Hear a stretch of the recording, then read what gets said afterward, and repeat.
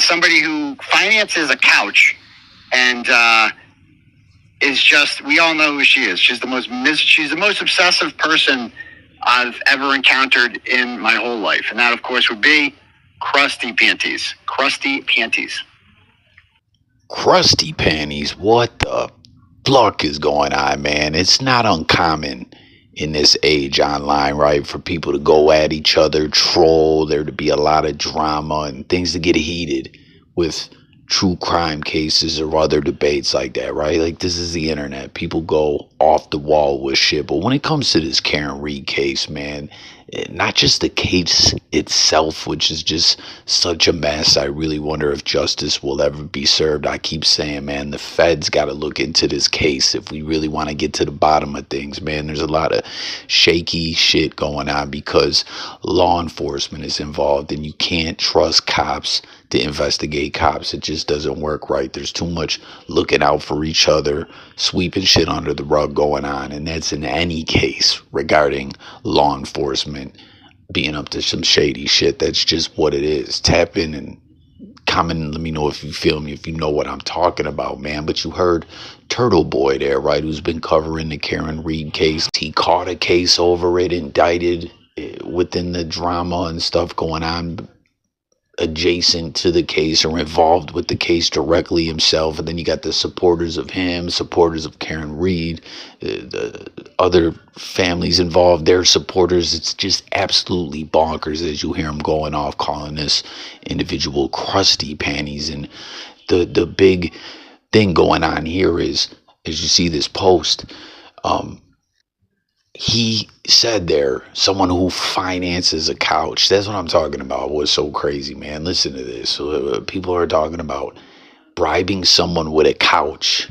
But now he's saying the couch is financed. And that's what they're saying. Turtleboy, you fucked up.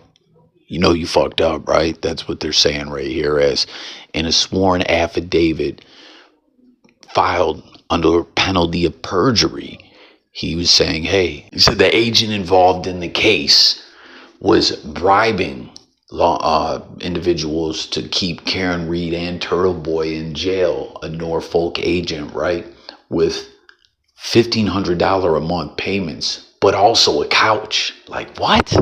What kind of bribe is that, man? If you're getting bribed with a couch, I mean, don't get me wrong. I know furniture is expensive, but come on, man. For some shit like that, too, to be doing some shady shit, locking people up, come on. You got to get paid righteously. I mean, $15K a month, what's that? That adds up to a nice payment on the year, right? But a couch, I'd be like, yo, don't insult me. You know, if I'm someone who is doing some shady shit that's alleged there, a couch? Cut it out, man. You know what I mean? This is absolutely crazy, the stuff that's going on. Not just with the case, the investigation and all that. The shit online, man. And we see this all the time with these true crime cases and other online debates, arguments and stuff like that within every community in the internet. But this is just something else with this case. But for real, he did just say, hey, that's a finance couch. He was clowning her like she finances the couch. But you can see it right in the affidavit that he said they were bribed with a couch. I don't know. This is bonkers. Like, seriously. You see, Aiden Kearney admits allegation filed in an affidavit used to further his claims of a conspiracy is false. This is Julie Carpenter tweeting this out. She said that he went on an anti-SEMI-TIC rant. Got some shit I'm not even going to say, because it's not YouTube friendly.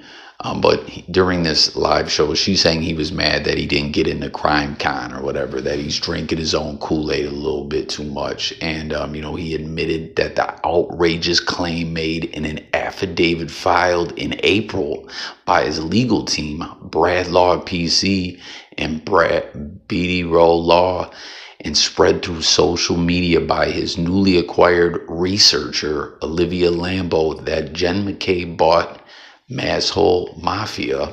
I guess that's who he's calling Krusty Panties. As I've been following this case, Masshole Mafia hates Karen Reed for show.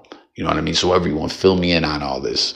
And anyone new, make sure to subscribe, hit the buttons. We talk true crime over here.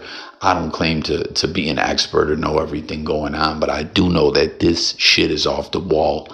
Couch bribes, just madness. And then, like I said, then when it comes to the court case, someone deceased and no one brought to justice for it.